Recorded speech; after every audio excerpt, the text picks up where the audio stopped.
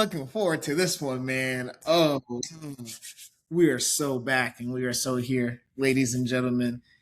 For those of you who are with us for the very first time, I am your loving host and guest, Joseph Dunham, also known as Joe D. Here at the Good Service Podcast, we are your source for good news, positive stories, wholesome stories around the amazing things that service-based organizations are doing globally to make this world a better place, to love on their communities and their neighbors in such a way. Nonprofits, charities, foundations, fundraisers, even some for-profit companies that have a heart to serve and a mission for impact to make things better. We're their place to receive their flowers and to share with you who they are, how they are, and to inspire. So in that, we're so grateful that you are here. Don't know how you found out about us, but we're glad you're here to join the Good Service Podcast family, who we are and what we do. Furthermore, for our community and our family that continues to come back to watch, to subscribe, to like, to listen across all streaming platforms, you all are truly the wind beneath our wings, and you are what give us the energy and momentum to continue on. So we thank you for your continued love, your support, and your referrals, because how else are we going to touch all four corners of the world and share the amazing things that are going on? That's enough about us, enough about me. I'm excited, beyond excited for this conversation, because it's so right on time with what's going on in the world, especially within the U.S. as it pertains to government, politics, policy, all of those things wrapped up in a pretty bow, or if that's how you're going to look at it. But today's guest is someone who looked at a broken political system and decided the answer wasn't to complain about it. It was to build something better. Ramon Perez is an Air Force veteran, an AI technology executive, and founder and executive director of Digital Democracy Project, a nonpartisan nonprofit that is literally putting democracy in your pocket. So yes, your smartphone, your tablet, it's there. You got the power, you got the voice. We're talking about a platform that lets you, the constituent, you, the citizen, vote on real bills and policy, see how in your own district these things stack up, and hold your legislators accountable by name and by score. It's not a concept, it's live, it's growing. Over 23,000 Americans have already used it. Ramon has taken this vision all the way to the TEDx stage, and now he's bringing it to the Good Service Podcast. This is the kind of innovation that reminds you that service and citizenship are still very much alive. Your voice is more than powerful and more than capable of being heard in this country. So without further ado, let's welcome Ramon Perez to the Good Service Podcast. Thank you so much. That was an incredible introduction, and I feel like I hope I can live up to your expectations. I just want to say thank you for putting together a podcast that focuses on positive news. There's so much negativity in the world, and everybody is in a fight to beat each other down and find fault in one another. And I just think it's great that you're trying to help uplift positive stories. So yeah, thanks for having me on. Yeah, man, absolutely. Well, first off, I'll say this: we don't use trying around here. We're doing. Yeah, that's right. We're being. So trying is dead language, is dead words. But to your point, thank you for the flowers, man. God put it on my heart almost 4 years ago. October makes 4 years, which is crazy because I'll be here tomorrow with how time is flying this year. But yeah, we're inundated with negativity, bad news sales, and unfortunately, and there's no one doing engagement for engagement, right? Man. You know it, you get it, clickbait and all the things, and fast news, not factual news. So unfortunately, in this world of convenience, that's produced a lot of laziness and lack of critical thinking and thinking for self and going and finding the right sources and seeking these things. So we bring it to the people. We bring you to the people because they need to know about what you got going on and the beautiful things that you're doing. So super excited that you're here, man. This is long overdue. I always like to share with our guests how we even found out about each other. So we want to give Chauncey, Ramon's assistant, shout out. Hit us, found us, and then had shared an episode with Ramon. I'm trying to figure out which one he had watched that he had said. I want to say it was the Roger Roman with the legal ease is the episode, is the conversation that he's like, hey, this is the one. Like, I see how Yeah. we possibly be a partnership, be a guest. Right. Yeah, Right. let's do it. So, fast forward and we're here, right? So, super No, excited.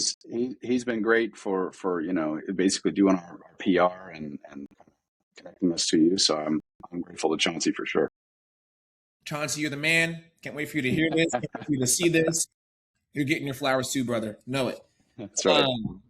So let's get into Digital Democracy Project. Let's get into who Ramon Perez is. First off, thank you for your service. It was in the Air Force.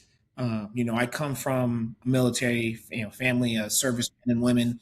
My father was Army for 40 years. Wow. Army. My cousin was in the Navy as a corpsman. My nephew's in the Air Force. Right? Great. He keeps just like getting promoted every time we talk. It's like every 6 months. promotion. I'm like, dude, you've been there for 2 years. So, he's a sharp guy. Man, he's brilliant. He's brilliant. So, come from a service family. My grandfather as well. So, I goes without saying, thank you for doing what you've done and committing your. Likewise, I mean, I think military families should commit just as much to that cause of service as the person in uniform, because there's so much stress and challenge in living that lifestyle. So, thank you. Of course. So with that, let's get to the origin story. Who are you? Where'd you come from? And how did you decide and come up with the idea for Digital Democracy Project? Well, as you mentioned, I was a military officer for many years, and I served in Iraq and Afghanistan, and unfortunately lost Tyler, a friend and fellow student at Georgia Tech. He was a couple years ahead of me. He was an Army officer, and he was killed by a sniper in Ramadi, Iraq in 2004. And I think on January 6th, 2021, when I watched people storming the Capitol, and so much had been going on that year too, right? The Black Lives Matter protests. I mean, there's so much like COVID. There were essentially an anarchist group took over the city of Portland. And it felt to me like we had spent the last 20 years fighting for democracies in other parts of the world. And Tyler had given his life for that idea of democracy in. And here we were watching it start to fall apart at home. Yeah. And I spent a lot of time trying to think about and understand why people would resort to violence to try to overthrow the government, whether it's, people invading the Capitol on January 6th, or people, kicking out the city council and the police department in Portland during the Black Lives Matter protests. But I kind of came back to the same fundamental rationale, is that if people believe that democracy no longer delivers for them, they will find alternative forms of government. And that might be in the form of dictatorship. It might be in the form of anarchy. But if they don't believe that the system, as we've defined it, of democracy, of a democratic republic, if it can't meet their needs any longer, they're going to find alternatives. So we, instead of spending the time criticizing or hating people for their extreme, what we would consider an extreme point of view, or their extreme actions, maybe what we need to do is get back to fundamentals and figure out, why is democracy broken and what can we do to actually fix it? And that's where the idea of Digital Democracy Project came from. In 2021, after leaving the military, I spent many years working in AI and machine learning. I've been doing that for the last dozen years. Mm-hmm. And I'd gotten introduced to a lot of people in the technology space, and I got introduced to Nimit Sawhney, the CEO of Votes. which is VOATZ, and they're building mobile voting software specifically for military voters overseas to cast a ballot from their phones. Okay. And I immediately understood that problem. I had been deployed multiple times. I had been living in Korea during an election. I'd been living in London during an election. I had been deployed during various types of elections. I knew how hard it was. I was actually my squadron's as a young lieutenant, I was responsible for the 450 people in our squadron, making sure they got their absentee ballots in the mail on time, because every single one of them lived in a different state and had different rules on when they, when it had, could it be postmarked by this certain date? Did it have to be received by that date? It's complicated. And so military voters are actually one of the most disenfranchised groups, and Americans overseas generally, because if you're in a submarine under the water, it's tough to get a piece of mail out. If you know, Yeah. they're not You're going to not getting surface that. and have a little biplane with like Snoopy in there, like dropping mail down and picking it Yeah. up on the water, that kind of thing. So I immediately understood the problem that they were trying to solve at Votes, which was, how can you let people vote on their phone, but do it in a secure way so that you verify that this is a real human being, that's a U.S. citizen who has the right to vote and it lives as a resident of a given state or precinct, county, etc., so that they know which election they're voting in. And so they had solved, I think, a very difficult problem. And I said, look, if you can do this, if you can check that somebody, their photo ID matches their face and they are on the voter file for that state, and then you've got all this cryptography so that you know that they're putting a vote record onto a blockchain, and there's no manipulation, there's auditability, there's traceability. If you can do all of those things for a real binding election, which is what they do now, they've had about like 150 different elections they run. If you can do this for binding election, then why do we have to wait every couple of years for voters to have a say in their government? Why can't we create something like the Netflix of government? Let's bring government on demand and put government in people's hands directly. So we kind of partnered together, and starting in 2022, we went into beta testing and then launched this live in 2023 in my home state of Florida, where we said, let's take all the bills that are currently being debated in Tallahassee, let's put them into the app, and let's let people weigh in on the bills, and then we'll report out the results to the legislators consistently in real time. And the legislators will say, we'll have basically a ground source of what their districts want, knowing that these are verified people. They've gone through all the security apparatus as if it's a real election, even though this is an advisory vote, but we're treating it with the same level of seriousness so that the legislators have trust in the process. So at the same time, though, the legislators are getting something for that. They're getting free public polling, which they would normally spend a lot of money for. But the voters get to say, well, okay, we gave you our opinion before this vote was cast on this bill in Tallahassee. Now we want to see, did you actually do what you were told? Did you do what we asked you to do? So at the end of the session, we would compare, how did the legislator vote compared to what their district asked them to do? And how often did that match? And so over the course of time, over all these bills, you get a real sense of a trend line as to which legislators are doing a good job of matching what the people want and which legislators are not. And then when it comes time to vote in the real election, you've got some concrete data to work with to say, does this guy deserve to get reelected, or maybe should I give somebody else a chance? So that's the original concept, and that's kind of what we came to today. Yeah, it's incredibly innovative. First off, because in politics and government, especially, uh, it's the status quo. It is what it is. This is the way it is, and this is the way it's going to be. Um, Even though there is a need for radical change, to ensure that voices are heard and that the people can vote on everything effectively.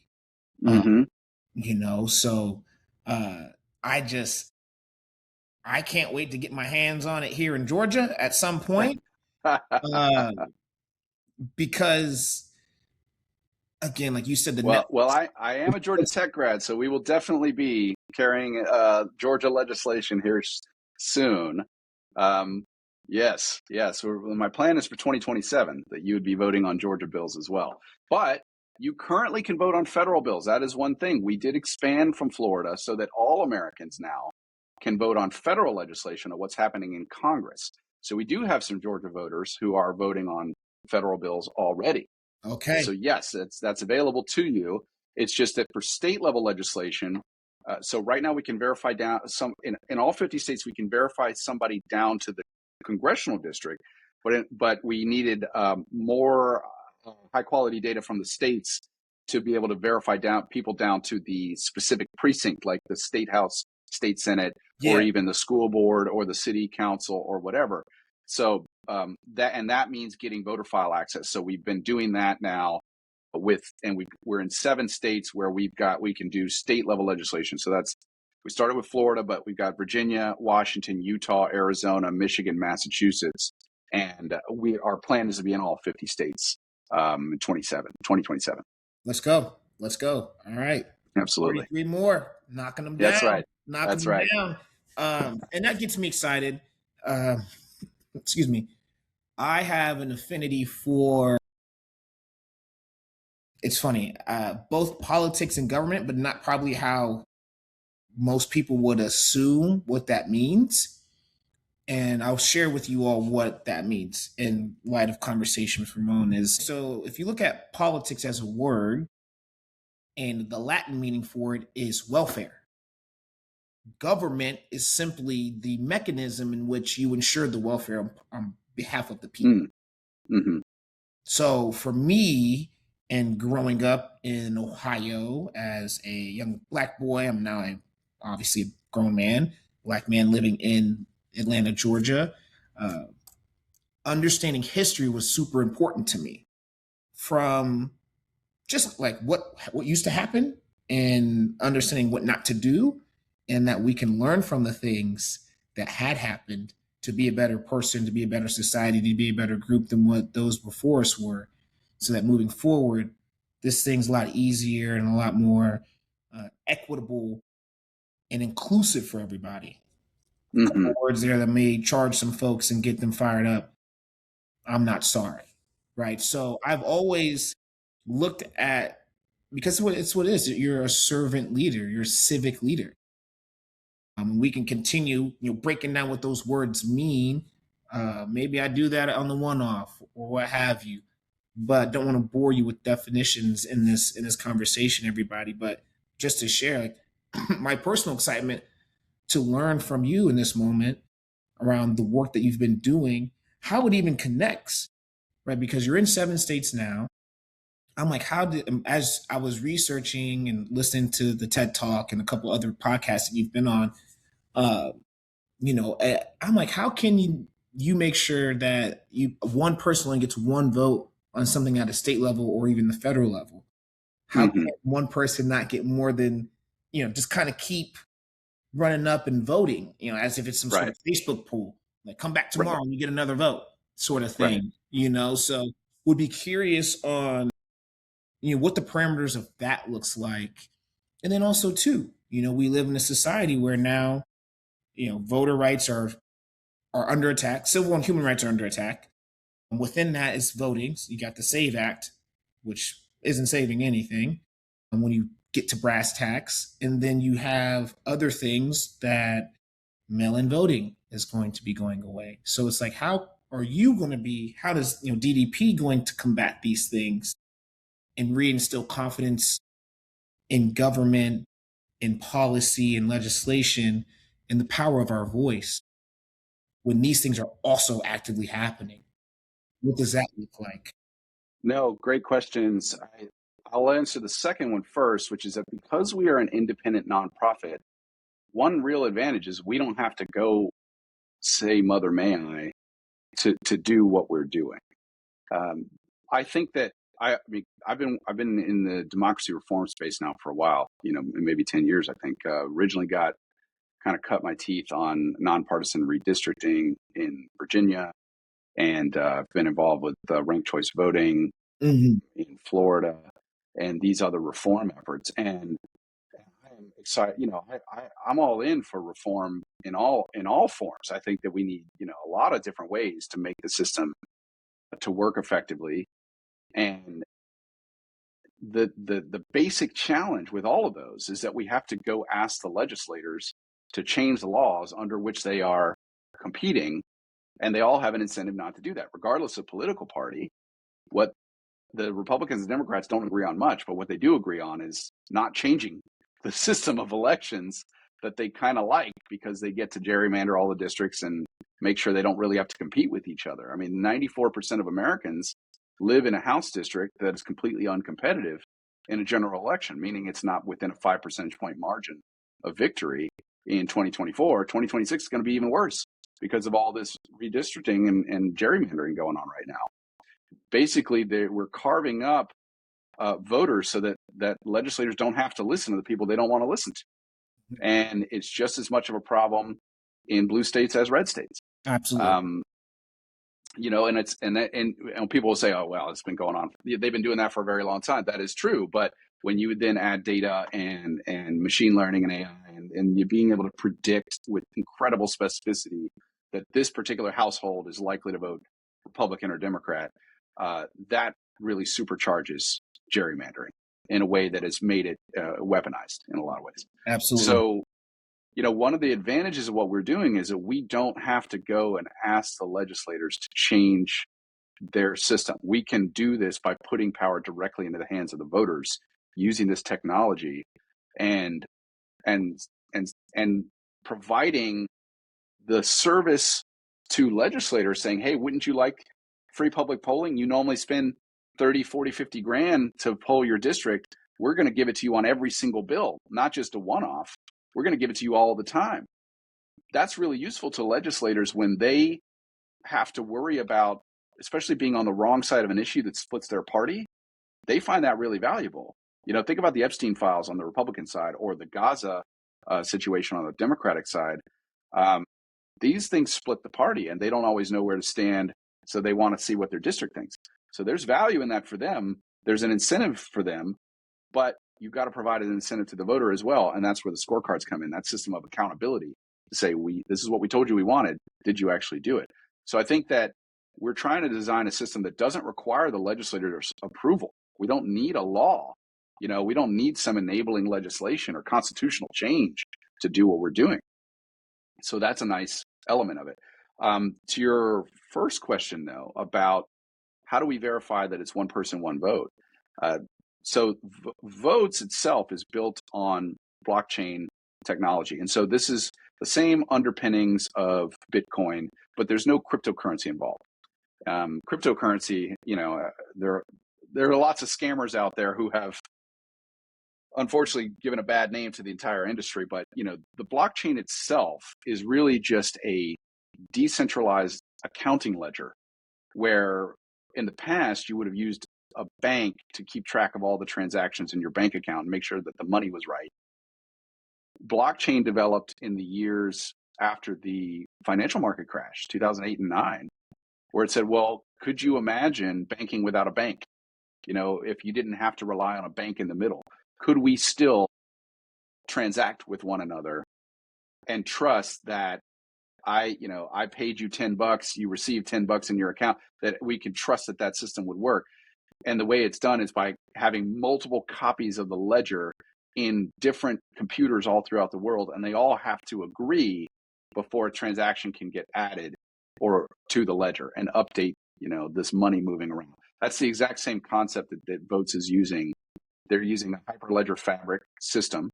It's a private blockchain, which means there's no Bitcoin involved, but there are independent auditors.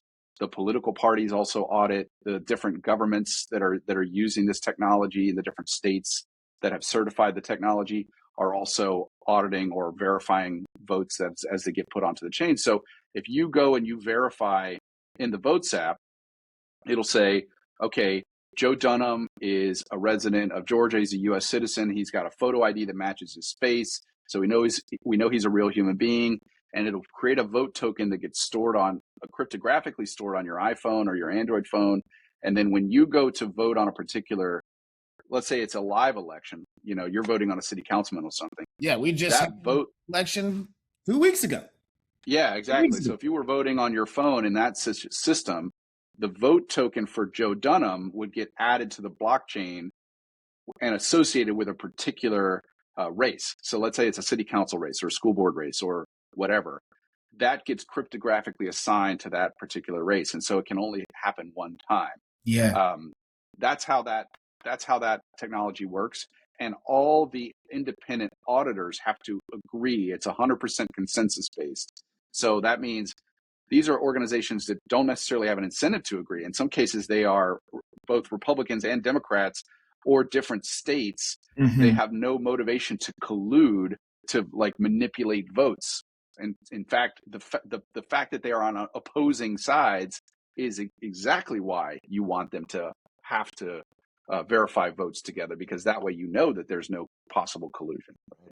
Um, we've actually been in discussions with Votes to be a node processor ourselves. As an independent nonprofit organization, we could process node tokens as they're being put onto the blockchain.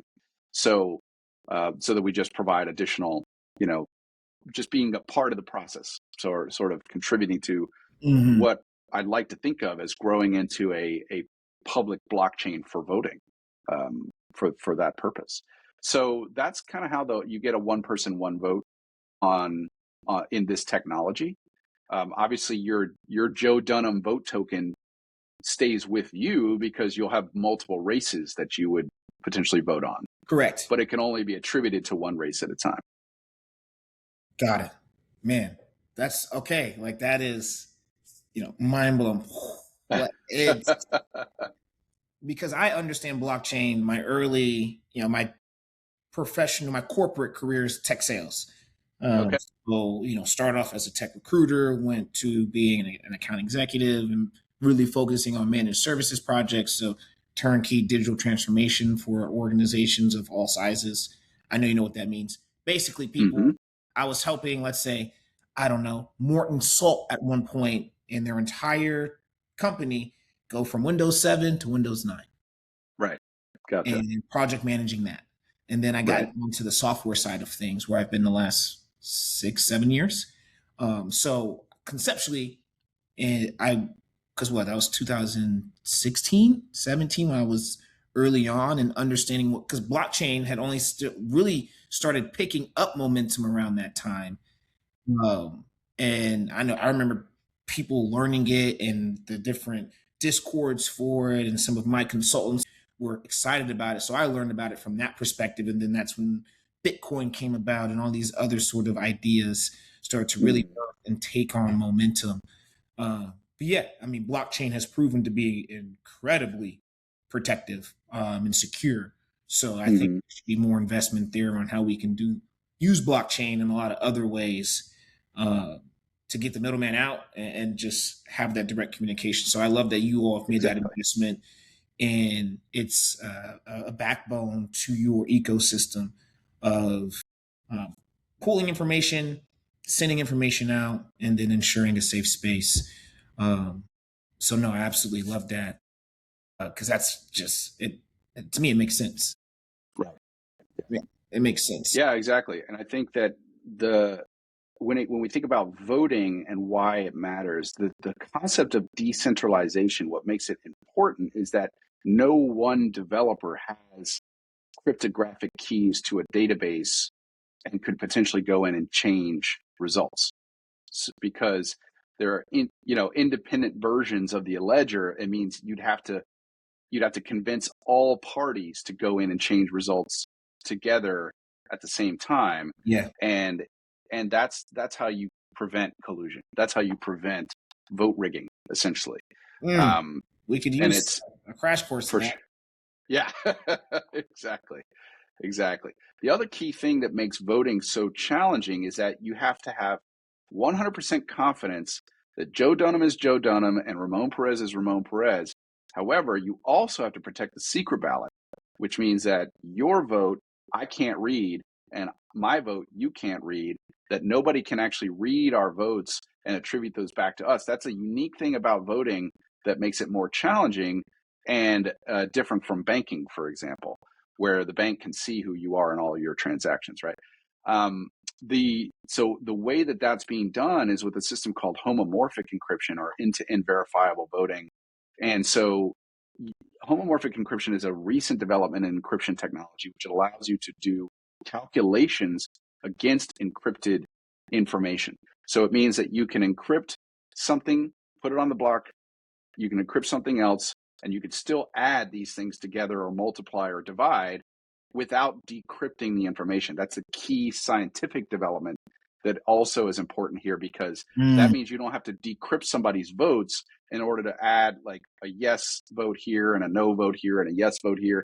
You can add the yeses together to make, 1 + 1 is 2. You could add the no's together to make 1 + 1 is 2. So you can do that without decrypting. And I think that's really important. It also means that for our purposes, we can continuously pull results off of the blockchain and display them in maps on our website, so we can show how people are voting on a given bill in near real time. Every couple of hours, we're updating this. That's really valuable for a legislator who wants to take that information and go to the floor in Congress and pull the lever yes or no. He wants to see the most current information right up until the point where he has to pull the lever for that bill. So that's an important attribute that blockchain makes possible, where some other systems of secure internet voting require you to encrypt everything, run the election. Election could take 60 days, 90 days, whatever it takes for the election to run. And then you decrypt at the end and do the vote tally and report out the results. That wouldn't really, that's fine for an election where you're doing the city council and, everything stays encrypted the entire time. But for our purposes, for tracking legislation and giving people a chance to weigh in on legislation, that's why I think what Votes has created and what blockchain makes possible, which is quite unique in this particular space. Yeah. No, unique, absolutely. It has to be. I want to come back to a couple of things that we spoke about earlier, because I don't believe the general public understands this about the current, how would I say this? I don't believe that the general public understands incentives for these representatives from each party. So that's something I would love for you to just kind of, if you're open to at a high level, hey, there are incentives for things to not change. Yeah. And the common person I know doesn't know that. Yeah, that's a really great point. Why is the system of incentives so broken? So a lot, I would say, still comes back to the fact that the districts are so heavily gerrymandered that the Democrats and Republicans really do not compete with one another. They've also worked together over the years, over the last 100 years, actually, from the first Red Scare in the 1920s, when they started really shutting off ballot access to independents and third parties, because at the time they were afraid of the communists. And so they made it incredibly difficult to get ballot access. And in most states, those laws are still on the books. Some states have loosened those up, but a lot of them still have it. So it actually makes it really tough to challenge as a third party or run as an independent. It's the system is stacked against you. So if the districts are heavily gerrymandered to be a safe blue or safe red district, that means that the actual real election is the primary, where it's Democrats fighting amongst each other to figure out who their nominee is, or Republicans fighting amongst each other to figure out who their nominee is. And the legislator knows that if they can get through that primary, the general election's easy because there's really no competition there. So their incentive is to speak to essentially the most hardcore members of their party, who are about 8 to 12% of the general electorate who will actually vote in a primary. It's a pretty small and ideologically very ideologically intense group, right? So the legislator knows as long as they don't step out of line with that core base, they can keep their job. And this is the dynamic you're seeing amongst Republicans right now. Trump successfully eliminated Bill Cassidy in Louisiana in a primary, and Thomas Massey in Kentucky in a primary. These were two very conservative guys in terms of their voting record, but they stepped out of a line with Trump on, I think it was like Thomas Massey on January 6th, or maybe the other way around. Bill Cassidy, I think, on January 6th. He was January 6th. Yeah. Massey was Epstein files. Epstein files, exactly. So, you step out of line, and so they got primaried from their right. They got primaried by somebody who's seen as more friendly to the president. And that's the real risk of a system where the general election doesn't matter, because you're no longer in a position where you're trying to speak to all of your constituents. You're in a position where the only people that matter, well, in the Republicans, it's a party of one right now. The only person whose opinion matters is the president. Whereas with Democrats, it's a similar dynamic in safe blue seats, but it's just more ideological rather than personality based. So what that means for voters in general is that they feel this sense of being no longer heard, because for all intents and purposes, they aren't. I mean, I like to point out that there are more registered Republicans in California than there are in my home state of Florida, 8.5 million or so. So there are more Republicans in California, but the Republicans in California have 8 members of the U.S. House. The Republicans in Florida have 20 members of the U.S. House. And because of the latest rounds of gerrymandering, the expectation is that Republicans in California will end up with 4 members of the U.S. House, and the Republicans in Florida will end up with 24 members of the U.S. House. And how is that possible? We could have a system where the same number of people, according to their partisan affiliation, have radically different representation in Congress. So it's a broken system of incentives. And then when you add on to that, the immense cost of running an election means you have to go raise a lot of money. It means a lot of people run for office believing that they are there to serve their communities. People don't really run, I think. Most of the people I've talked to, I've spent a lot of time in Tallahassee, a lot of time in DC, a lot of time in different campaigns. I feel like regardless of their partisanship, they believe they are there to serve, that they are going to Washington or to their state capital for the purpose of representing their communities. And then when they get there, you find out that a junior congressman in DC, his number one job is to spend 70 to 80% of his time dialing for dollars. That's what the party expects from him. That's what the leadership expects from him. And he's only going to get promoted to the choice committee assignments if he's really good at collecting money. At fundraising, yeah. Yes. So there are, instantly they go from feeling like they are Mr. Smith Goes to Washington, and then realizing they're actually part of an apparatus where their own opinion is basically irrelevant. They're going to vote the way the party tells them to vote. They're going to spend all their time raising money, and they get very little time to actually read the legislation or form any opinions on legislation, because a lot of the bills are actually being written by the leadership and just foisted upon them in some 11th hour votorama at 2:00 in the morning. I mean, the system is really out of control. And so a lot of people will either say, well, you know what, this isn't what I signed up for, and they'll leave, they'll retire, or they'll modify their sense of morality and they'll stick around. Yeah. And because they know that as long as they check the box with the party, that they avoid a primary from the right or a primary from the left, they can keep that job until they die. 91% reelection rate. It's very difficult to remove an incumbent. So Congress has a 9% approval rating and a 91% reelection rating. So tell me we haven't found ourselves in an upside down world right now. Yeah, I'm not going to tell you that, because numbers don't lie. And, it's literally in front of us. So it's, and people feel it, Joe. Like, people feel it. man. The people who stormed the Capitol on January 6th, or the people who, took over control in Portland, or in variety of places, like the political violence that we're seeing, that's the extreme example of it. But everybody feels to some degree that the system is broken. They don't exactly know why. They just feel like they're no longer being heard. Nothing's getting done. It could be on climate change. It could be on gun violence. It could be on any number of these topics.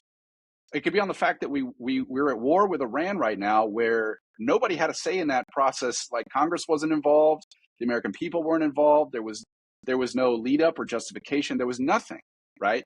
So there's like even amongst Republicans, that I spend a lot of time with people like I do a lot of MAGA talk shows and stuff and podcasts as well. I'm going to tell you, they're not happy either. Like nobody's happy right now. Nobody feels heard. And I think we've spent the last 10 years believing or being told that if you just vote against these guys, or if you just vote team blue or team red, America will be saved. And the reality is nothing seems to be fixing anything, because the system is designed the way it is by the two political parties to make certain that they don't have to change. And how are we, as voters, as citizens, who ultimately are responsible for this government? This is still a government of the people, by the people, for the people. It is still our responsibility to control this government. So how are we going to take the reins and say, you know what, we're not getting what we paid for here. We need to design a better system of government Yes. that belongs to us. Do you believe? I couldn't agree more. That was incredibly said. Very, you just laid it out very plainly. At least I believe. If I can understand what you just said, hopefully you watching, you listening, can see and understand. If you're not already feeling this yourself, if you're truly not already feeling this yourself as a citizen within the United States, as a registered voter, because yeah, a lot of the conversations that I have in the one-off, again, with my dad, my uncles, his friend group, when I'm in DC visiting or in Baltimore visiting, I mean that's all that's on TV. Mm-hmm. And then even down to my friend group here in Atlanta, or even the guys I grew up with back home in Ohio, or went to college with. It's such a taboo conversation, uh, that folks back away from, because of the idea that we can't agree to disagree, because no one wants to listen. I don't think anyone actually knows how to listen. The pandemic, I believe, did quite a number on us when it comes to communication, but Mm-hmm. also we were under things we had never experienced as a people before. Um, and that's a whole nother conversation for another time. But when it comes to just like the two system party, you know, how how do we the people not storm the castle literally, but figuratively, in a way that's like, okay, this isn't it, because we're a young society. When you look Mm-hmm. at, France and Italy and England, they've been around far longer. They've experienced real revolution. Mm-hmm. The Civil War, which I would say is one of the revolutions we've had in such a way. Outside when we first got here, when America was first founded, Boston Tea Party times, if you will. Mm-hmm. So we've had two in a way, but none that has truly said, hey, this government thing and what this two-party system thing is doing is not doing. So we got to get this out. Well, George Washington actually explicitly said we should not have a two-party system. He was against the idea of parties. That's why parties are not in the Constitution. That is an invention that is not necessarily prescribed by our founding documents. Most of the founding framers were against the idea of political parties because they felt like it just would lead to tribalism and pit people against one another, and then people lose the capacity to objectively analyze ideas for their merit and decide and debate and dialogue and come to consensus on what's the best way for the country and for our local communities. And I think you hit on some very good points here, and that it has always been a process of building a more representative, more accountable, more transparent government. For 250 years, we've been at this because with the original founding, obviously we were trying to move away from a system of aristocracy where one king got to control everything and towards a system of a Republican government.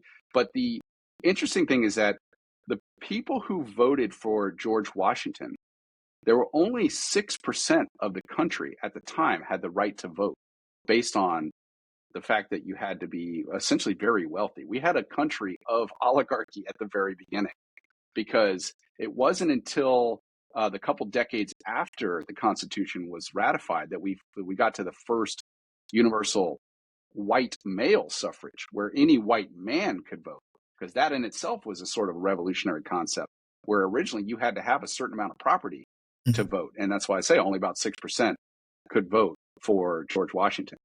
By the time of the Civil War, in the northern states, about 80% of white men were eligible to vote, but the southern states actually were still quite restrictive and used the system, which was like a prototype of Jim Crow, to prevent white men who did not have money or education. They would use poll taxes. They would use poll testing to prevent people from voting that they didn't want to hear from, which was, essentially working class white men.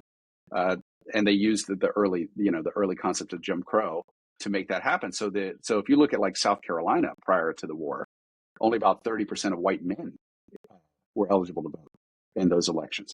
So then, of course, we had the Civil War. We eliminated slavery. We gave black men the right to vote immediately following the war. And then you had the whole backlash of that with Jim Crow. So you like immediately jump up in representation, and then a backslide for another 100 years. And then in that process, we gave women the right to vote in the 1919, I believe. And so, it wasn't until the 1959 Supreme Court case when Asian Americans had the right to vote. Okay, this is a recent thing, right? 70 years ago. Yes. 70, I mean, there are people in your life right now who were born when Asians didn't have the right to vote in America because they were not considered eligible to be citizens until that Supreme Court case. Crazy. Same thing with Hispanics. My family's from Puerto Rico. So, Puerto Ricans had to fight for that same right to be American citizens and have the right to vote. So we have truly only been a fully representative republic since the 1960s, effectively, when everybody had the right to vote. But it's still, there are all these different caveats and limitations when we make it, try to make it hard in these variety of ways, where you go to, I lived in London for many years. I was amazed by the fact that people would come from the government and knock on my door and say, "Hey, by the way, we noticed you're not registered to vote. Can we register you to vote?" And I'm like, "Hey, I'm an American. I would love to, but I can't." And they would keep coming back. Like every 6 months, they would come to my door and try to register me to vote. I was like, "Man, you guys are on it," because they are, everybody has that fundamental right. Like in France, you don't need to register to a location. You just have, you show up at any polling place with a French citizenship card. You can vote anywhere. It's all, So we in the States, as much as we are such an advanced economy and technologically incredible technological sophistication in this country, in building rockets and satellites and gene therapies and everything we're seeing with AI, and it's mind-blowing sophistication. And yet our democratic system of government has fallen behind most of the rest of the developed world. And we're now seeing the consequences of that in the fact that it is impossible to get anything done in Congress, and in a lot of state legislatures, they struggle with that as well, because the system of debate and dialogue and consensus making has been broken by what I would regard as a fundamental conflict of interest, which is that we allow the legislators who run for elections to be the same people who write the rules under which you run for elections. There is no other way in any other society where you would get away with that, right? Oh, man. So that's what we got to try to fix. And like when it comes down to how do we as Americans take control and ownership and agency over this process, I happen to think that it's going to be a thousand little things. It's going to be getting involved in reform movements. It's going to be going to protests. It's going to be turning up at town halls and expressing your disapproval. It's going to be voting, but it's also going to be doing what we're doing with Digital Democracy Project, which we need people to register download the app, vote, have a say, inform yourself about policy, learn about the bills. Use our little AI chatbot, which gives you plain language understandings. You can ask lots of questions about the bills. How does it affect me? How does it affect my community? Those are the kinds of things that we try to provide to citizens to give them something concrete to do right now to build the 21st century version of democracy that we want our children and our grandchildren to inherit after we're gone. Yeah, absolutely.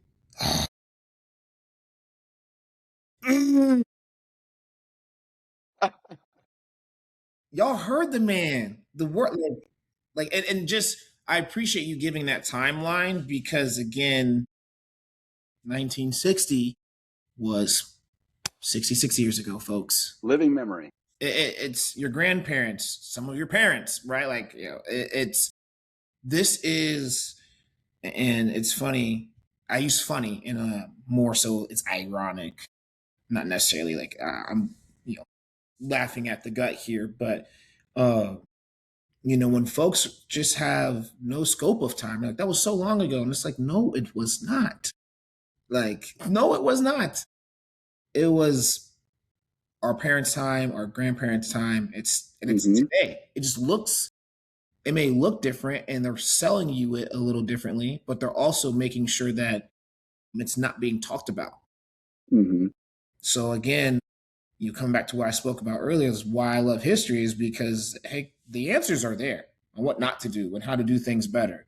But if we're going to brush dirt over it or whitewash it, you're never going to know, or it's going to be that much harder to have access to the truth so that confident and strong decisions can be made, not just for ourselves, but again, for our children, our children's children, because this thing is about, again, here I am being a humanitarian. Oh, well, but we're supposed to take care of this planet and each other, and we can't do that effectively and to our best if not real information in our hands and the power. And this is the thing, Joe. It's like we have the answers. You talk to people, people have really good ideas about how to solve the problems of the day. And we have the answers inside of all of us. We just have a terrible process of getting those answers through this tiny, tiny little funnel of campaigns and elections into public policy. And so that, I think, is one of the things we're trying to go after here with this project is how do we take advantage of that latent brain power amongst all of us who have really good ideas about how to solve the problems in our communities, the problems of our time, and translate those into action without having to get all of the middlemen that stand between us and our government, all the people all of the big money donors, all of the PACs and the campaign expenditures, all the party apparatus, all of the influence groups, all of the things, the procedure, like the parliamentary procedure that just blocks debate on any number of things, all of the things that stand between us and our government. How do we use technology to go around all of that and give people back control of the process? Okay, devil's advocate, real quick. The going around and get it, instead of going through that narrow bottleneck, okay, we found a way, which is DDP, get there. How can we trust that they're going to actually take the information, take these votes, and do and pull lever yes, when lever yes is the what we all from a consensus have agreed upon, instead of saying, what, we see it, but no. Like, how do we get the that's an excellent point. And I think this is where I come back to transparency as a key driver. You don't trust. What you do is verify. You say, because right now you can send an email to your congressman's office or you can call their switchboard. But the reality, because I've spent a lot of time in Tallahassee and in DC and sort of seen how these guys work, the reality is they get so many emails on a given day that they go into spam filters. They usually just get auto-assigned based on keywords.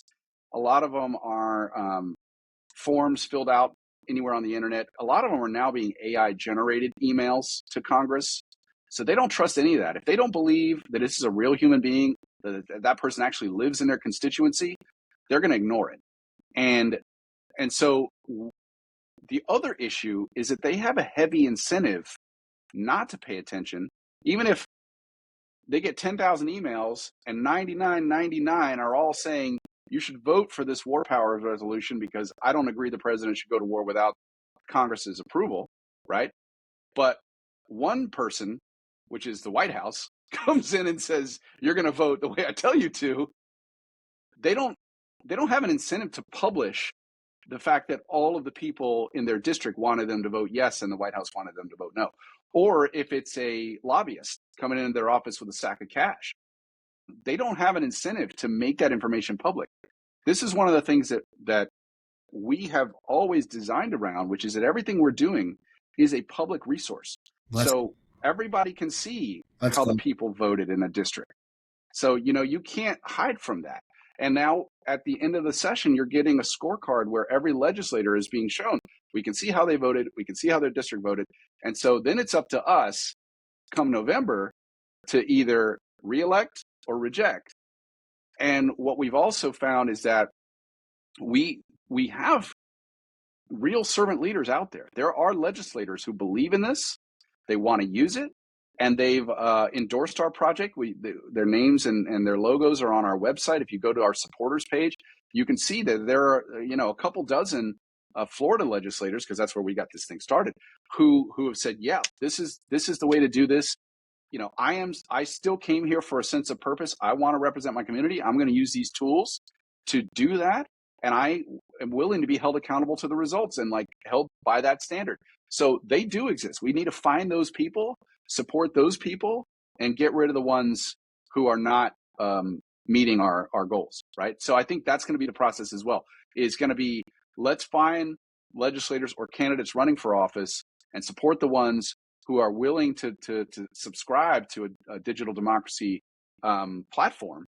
And, we've got a guy in Florida's 11th district, a guy named Dan Williams, who's gone even further than that. He's basically saying, I will vote exactly the way the people tell me, as long as there's above a certain amount of voters in my district who participate on a particular bill.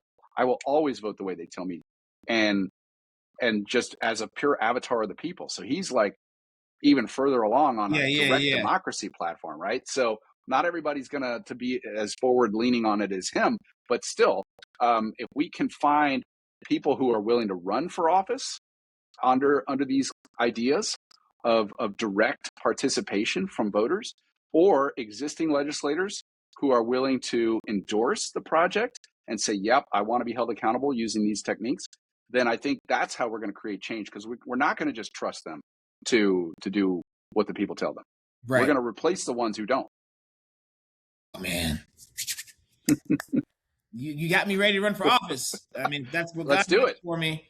Let's some do it. professors and teachers of mine, one day you'll be. I think that's what it's going to take. I think that this technology lets us get back to the concept of Washington's modern day Cincinnatus, a person from the community who fills the call to service, goes and serves, and then comes back home to tend his garden. That was his original concept. That was the idea of the founders. And what we've got right now is a sort of professional class of politicians that is accountable to the party and accountable to the campaign machine, but is not accountable to people, their vote in the community. Yeah.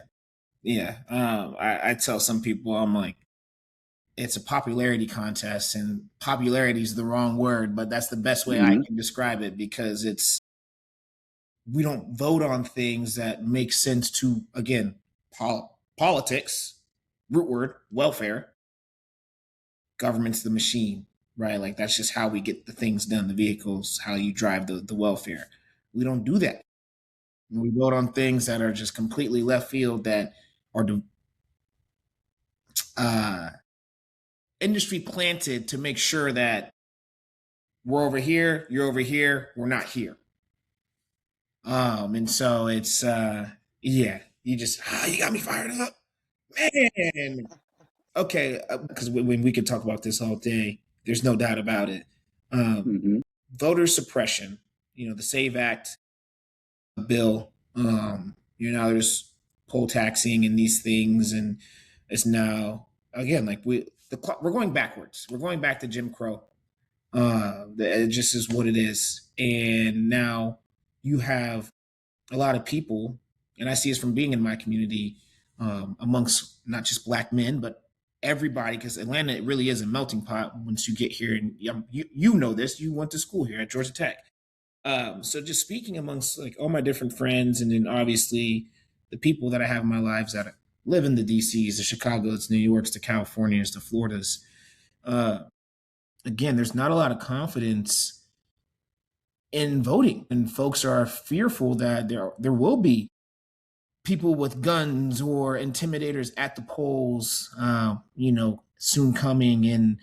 And so, how are you overcoming that? How are you all at Digital Democracy Project overcoming that? Because you have so many people being disenfranchised right now that were once voters that are not voters. So how are you combating that and trying to fight the good fight and keep current voters uplifted, uh, and encouraged to keep voting?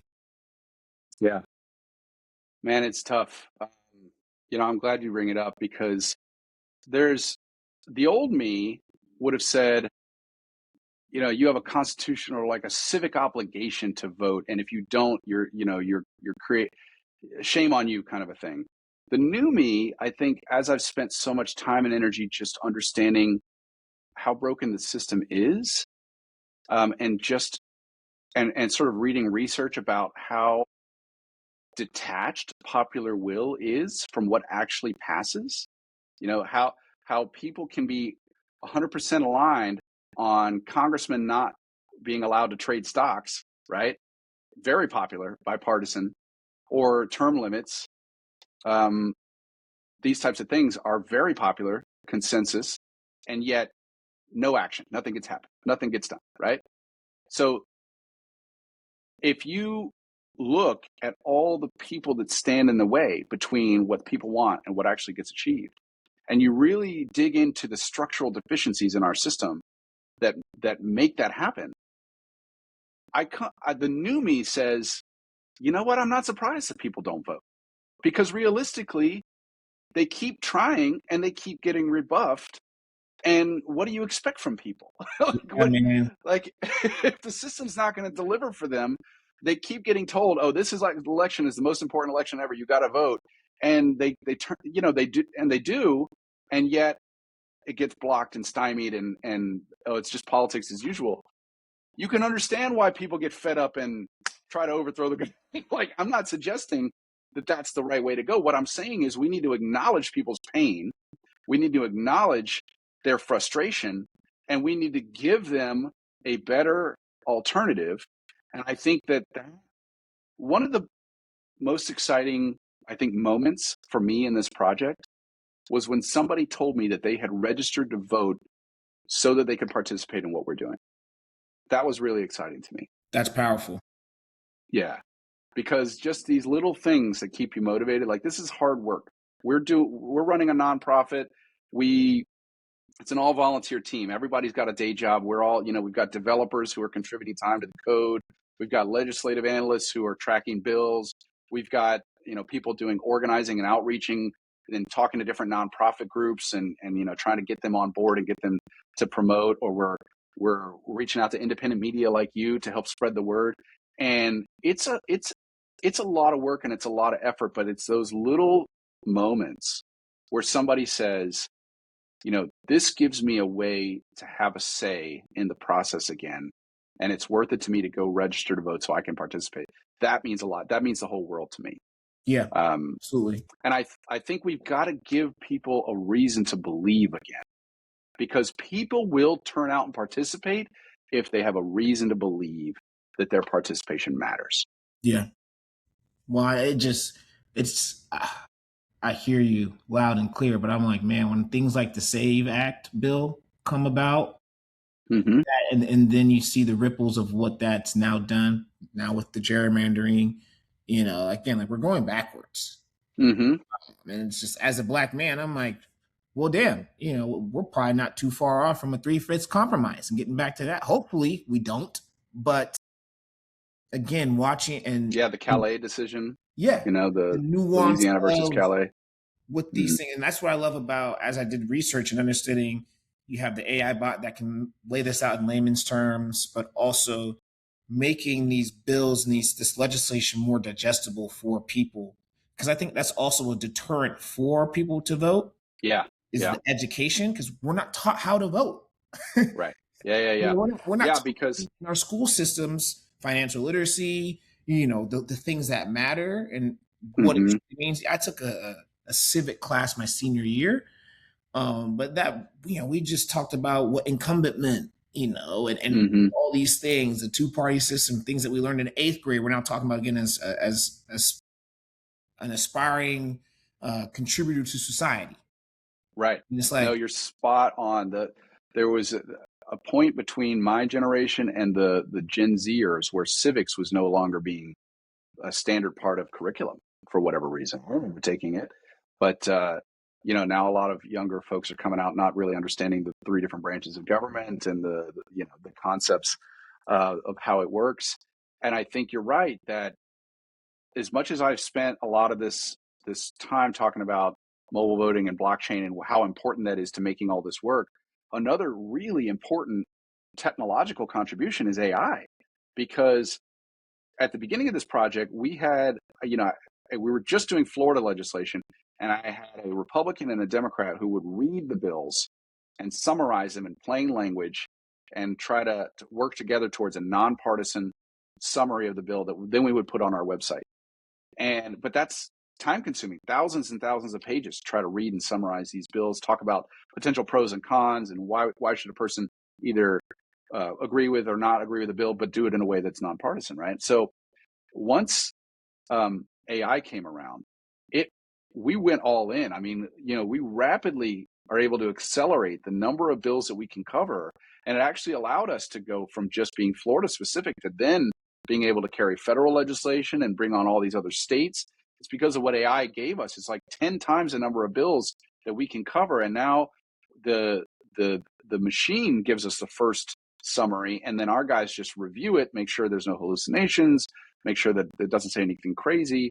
And then we, recently, only a couple months ago, rolled out this chatbot where we feed all the legislation into its database, hundreds of thousands of pages of legislative text, and it can give you a plain language summary. You can just have a conversation with it, and you can say, oh, one big beautiful bill, how does it affect Medicaid payments, or how does it affect food stamps, or how does it affect work requirements for certain social programs? And it'll give you the exact section of the bill, and you don't have to like read a 1,500 page one big beautiful bill document or rely on a one paragraph summary. You can dig into the details as much or as little. You're like, I heard this thing on the news, I want to verify if that's true. Give me the actual text of how does this affect funding for the Department of Homeland Security, and by how much. And it'll go and find it in the document, and it'll come back to you with the answer. And I think that's the most exciting part. And you can't really get that from ChatGPT or Perplexity or name your tool, because most of those are just using news reporting on the legislation. And of course, news reporting is very limited to, marquee legislation. The top couple of bills get a lot of coverage. Everything else gets ignored. And then they don't really go into a lot of depth. So you don't really get fine-grained detail. And I think that's why we had to kind of create something of our own.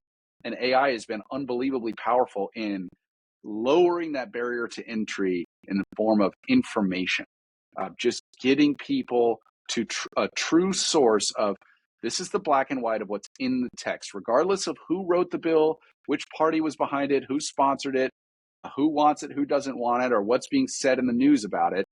Do you, as an educated human being who can make an intelligent judgment, do you think that the black and white of this text is the right thing to do for your community? Yes or no? Yep. Yeah, man. It's yeah, it's good. It's great. I'm excited. You have a partner in us, and as you're taking on Georgia, let us know how we could be of value. Absolutely. I'm Absolutely. excited to myself use it and to see the power in it. Um, I'll say this quickly, and then we'll move to the second and closing parts of the conversation and show here. But when you're talking about the type of outlook you used to have on people that said they didn't vote or wouldn't vote, and now that sense has changed. I feel that to my core because for me, my thing is I live in a country that doesn't see me as a man. It doesn't see me as a real person. I have, if I'm to ever do stand up, I got some really funny stuff that's great. But who knows if that day will ever come? Maybe we'll see. I don't know. But and then it's one of those things where Martin Luther King is someone that I studied a lot growing up, and I had an affinity for Malcolm X. Again, very similar. Fred Hampton, right? Like all these guys that from different parts. Black is. I say this to people that our blackness is not the same in every state and every city. We experience the same things, but it's different, which is mind-boggling for people that aren't a part of our community when they hear that for the first time. But Hmm. to make a long explanation short, like I'm very like we gotta vote. Everybody got like we because when you say you don't, your voice isn't heard, yet you're still complaining. Well, you had an opportunity to at least put the name in the hat, and the tally is going to be what the tally is, but at least you had that opportunity to exercise that because people had died for this. People are still dying for this. People are still afraid of what could happen when they show up to polls. People are being ripped from their families and put in detention centers, even though they've been citizens for generations on generations. Right. Hmm. So it's like, man, like voting is something that I've always been passionate about. I've been excited about. I love to go canvas. If like, hey, hit me up if it makes sense and I believe in what you're going to do. Absolutely, you got my vote. You've got my support to help push the mission and vision. Um, I just don't believe. Again, our society is pretty wonky. And these I don't know where my phone is, but like our phones are really they've done a number on us, and now AI is going to do an even bigger number on us because people have become lazy. Convenience is great, knowledge is power, but the other side of that is the applied knowledge. It's like technology is powerful. It's either you're gonna use it as a tool and the right way, or you're gonna abuse it, and it's in turn going to abuse you, right? So Hmm. we're just quite a crossroad in our society, but a lot of it does, I believe, stem from what's going on politically, top down. So, and we all feel it. Um, we're moving into good light. So this is like the fun. It was supposed to be a knee jerk reaction portion of the show, Ramon, but it never got there because uh, good answers require or good questions require good answers, and it was like we just got into it more and more. So few staples here at the Good Service we would love to get your input on. We'll start with finish the sentence. The world would be a better place if.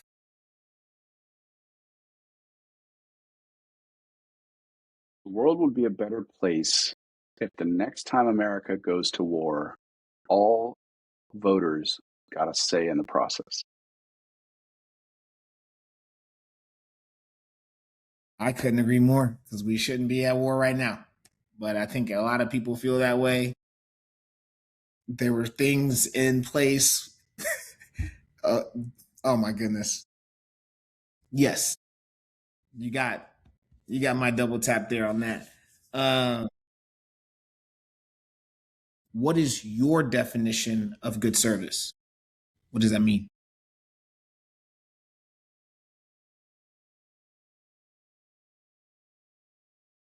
Anytime that you can serve a higher purpose than yourself, anytime that you can use your natural gifts to the betterment of society in whatever form that may be, and anytime you can find a way to bring everyone along, to me, that's good service. I like it. Yeah, the bring everybody along. That's new. That's new. We've had different friends and guests of the good service share the first two, but the three together, never that. Especially the third one, even standing alone on its own, to bring people along. Uh, I don't. I think we forget about that one a lot. The communal aspect of what all of this is and what all of this means and what it could be for us all. So I really appreciate that answer.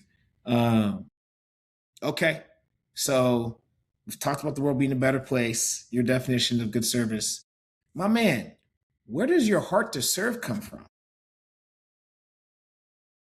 I was in a military family, so I guess it was in my blood. But I think having now been, in two different wars, and obviously Tyler losing his life in Iraq, I have a very different perspective on what service means and military service specifically. I think I now believe that maybe the greatest form of service is to keep the peace, Mm, and and that's what I think I'm going to commit the rest of my life to. yeah, to keep the peace. Woo! Damn, that's that's great. Yeah, that's great. I love that. Um, to keep the peace. You brought this up with where the origin of DDP came from and what you experienced on, January 6th, 2021. Um, is that something that still drives you? Is that still part of your why of ensuring that? Every day, Yeah. every day. Yeah. Yeah, I mean, look, there are still Americans coming home with flag draped coffins right now. You know, it's tough to feel like 25 years at this. What was Tyler's sacrifice for? Um, that drives me every day. Yeah. No, I feel it. Obviously I see it. And so um man, it's again, you got my support, our support here at the Good Service, because you're doing something that's more than noble. It's necessary, but also doing it in light of someone that you held close to your heart. Um, and no serviceman or woman, that's not what they're not home for, Hmm. for these things to be happening here. Uh, Georgia Tech, of all places you could have gone to school, why Georgia Tech? It's funny how it worked out. I was meant to go to the Air Force Academy, and they misdiagnosed me with a heart murmur. It turned out I had a mild mitral valve prolapse, which is something like a third of Americans have this. It's very, very common, but they misdiagnosed it as a heart murmur. Then the senator who had given me a nomination to the Air Force Academy pulled the nomination and gave it to the backup person, and I was gutted. I mean, I was truly devastated, and I was luckily I had gotten early admission to Georgia Tech. I had an ROTC scholarship. My grandfather, so my father's side of the family is Puerto Rican. My mother's side of the family is from Georgia, Macon, Georgia, actually. My grandfather, grew up, lived in Macon his whole life, and so it gave me an opportunity to be close to family, but still study engineering, which is what I wanted to study, and still have the opportunity to go and into military service. So I took that as my quote backup plan. And honestly, when I look back on it, I just don't think it could have played out better. I am so grateful for how things worked out. And I think sometimes that's what happens when we feel like we're in our darkest moments, or we didn't get the thing we wanted, or why me? Why did this bad luck happen to me? Um, I think those are actually the moments where it really, iron sharpens iron. Those are Yeah, the yeah, things yeah. that form us as people, and those experiences they give us a sense of focus and purpose that we carry with us forever. And I'm very, very grateful for the way that. Man, oh, that's so good. Um, you were hard to find some things out about in my research, so I commend Is that you right? for having a minimal digital footprint.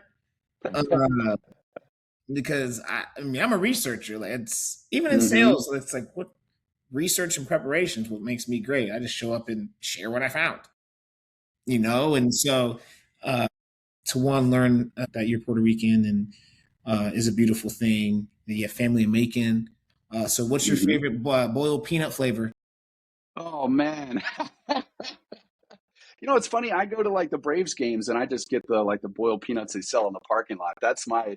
I don't have a level of sophistication greater than that. You know what Yeah, I yeah, mean? yeah. You're So like, you're, maybe next time, next time I'm in Atlanta, you can give me like the whole like charcuterie board of boiled peanut options, and we can go through like hot dude. ones and sample them.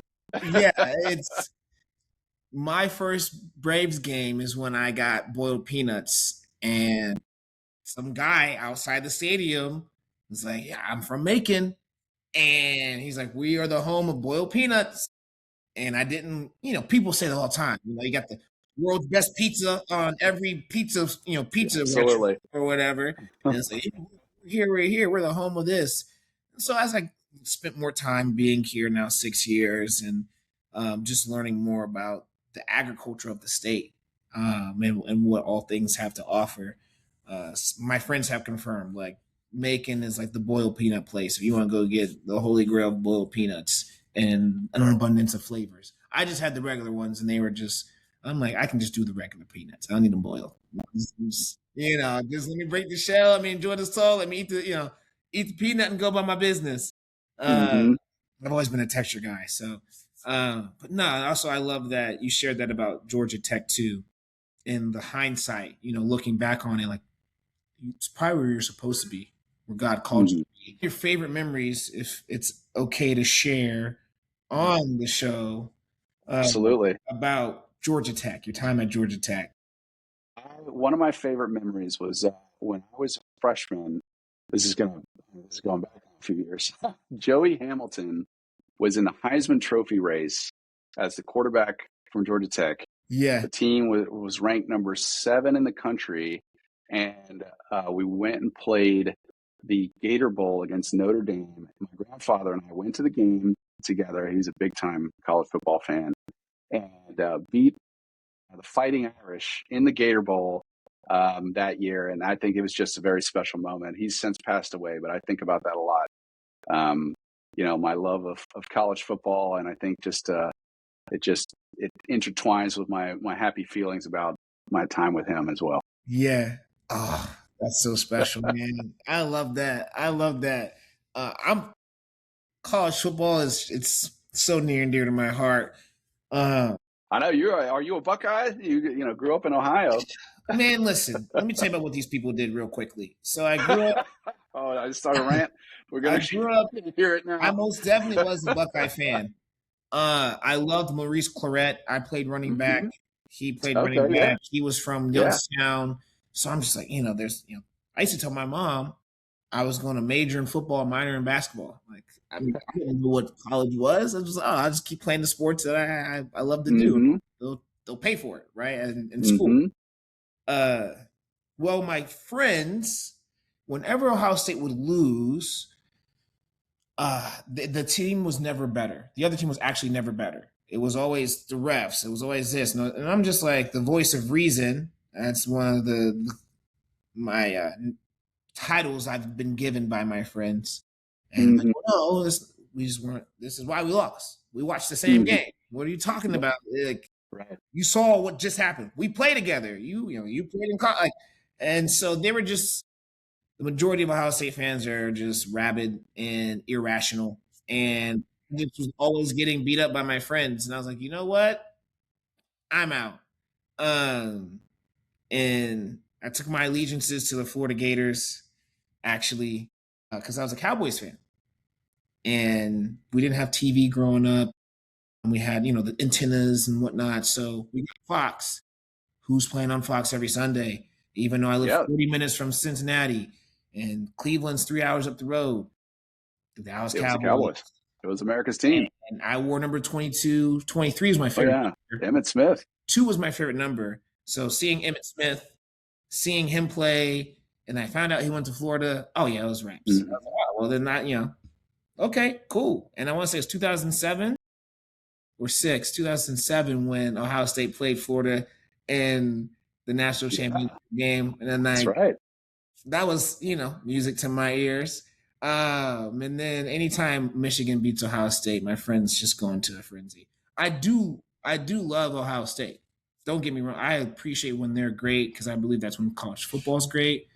But these guys, man, growing up, they ruined it. They ruined it for me. So you know, I love college football for what it is. I hope that they figure out the transfer portal situation and they get this NIL stuff figured out because yes, pay these young men, Yeah, but this is getting completely out of hand.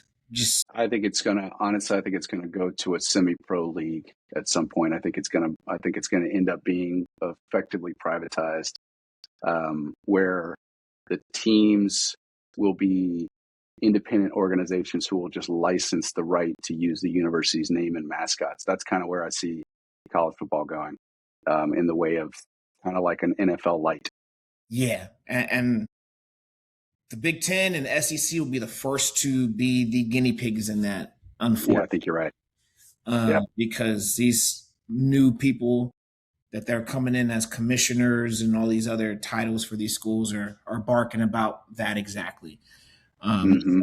Can folks get an honest education and enjoy playing the game they love? Yeah, get them paid. Name, image, and likeness, Hmm. jersey sales, this and that. Yeah, booster. $40 million rosters. Yeah, I'm like, what Yeah, is this? it is. It's So, crazy. It is uh, crazy. but closing the show. This is called Before We Go. So, for our first time listeners, it's literally as it sounds. Unfortunately, this amazing conversation is coming to an end. You can always rewatch or re-listen. That's no problem. We welcome that. But I always like Ramon to give you the floor for two things. We'll start with how can people download the app? How can they get involved? How can they register to vote in whatever city they're at or whatever state they're in? So we'd love for you to share all the socials, the websites, all the things, and then Absolutely. we'll close this thing out with the last item. All right. Sounds good. Yeah, you can come visit us at digitaldemocracyproject.org. We're a nonprofit, which is why we end in .org. You can do a Google search for Digital Democracy Project. I know there's one in Canada at McGill University. It's an academic project, but ours should pop up the first on your Google search. So digitaldemocracyproject.org.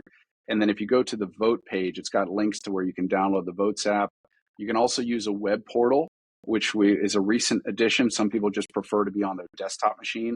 So you can sign up for votes and do the selfie scan and photo ID using your front-facing camera on your desktop machine. A lot of people actually really prefer that. So I've started recommending people just use the web browser version. And then you can start voting on legislation. You can go and take a look at all the bills we've carried. You can all look at the active maps on the bills that are currently in the app. You can see that on our tally page and how people are voting around the country on federal legislation, or you can drill into a particular state where we've carried state legislation, look at Florida bills, Virginia, Washington, Utah, Arizona, Michigan bills, etc. And obviously, this is a community project. We need all the help we can get because this is a team of volunteers. So if you are good at writing code, reach out to us to be a developer. We can use your help. If you actively track legislation or you're a policy wonk in your state, we're going to need your help to track legislative policy as we grow, to figure out which bills are likely to make it to a floor to get voted on. That's a really important part of our process. So if you obviously are somebody who has the financial means to donate, we need your help to donate. We use the money for paying for the servers and the software licenses to keep the whole system running. And of course, if you can help spread the word, obviously people like you and independent media are really a key part of this.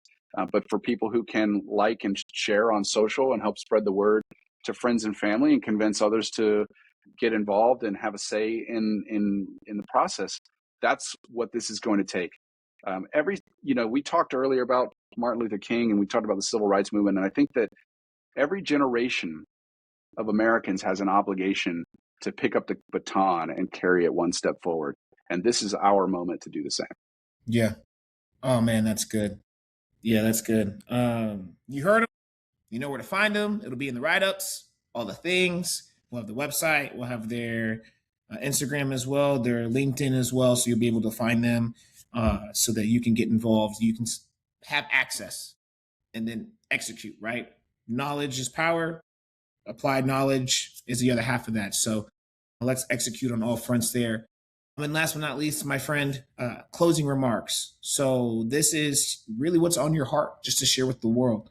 It could be a favorite quote from a book, a favorite lyric, a favorite verse, whatever it is that's on your heart that you want to share with the world right now, before we officially close up here. I think that what's on my heart is that I've got a 9-year-old boy, and I want to believe that by the time he turns 18, he'll still have the right to vote. And that's what I fight for every day. Hmm.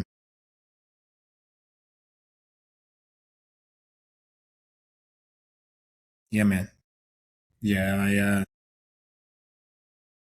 let's keep the good work. Absolutely. Let's keep up the good work. It's going to take all of us. And you've got a chariot that can really take us to there. So, yeah, man, that is awesome. That is awesome. Thank you for sharing that. So, with that being said, ladies and gentlemen, our first time listeners, watchers, viewers, uh, you know, come back. Let us know how this episode made you feel, this conversation made you feel. Would you learn? Would you like? What didn't you like? If you want to get connected to them directly, I may say yes, I may say no. We'll see. Kidding. But seriously, we want to hear from you. We want to engage with you. We want to continue to be your number one source for wholesome stories, inspiring stories, and positive stories, because that's what we're here to do. So, like, subscribe, share all of the things for our continued community and fans and followers wherever you're at in the world. We thank you. We already know what you're going to do. So the reposts, the resharings, the commenting, we thank you in advance, and we love you all. So with that being said, I'm your loving host, Joseph Dunham, Joe D. We'll catch you again for another Macklin episode of the Good Service Podcast.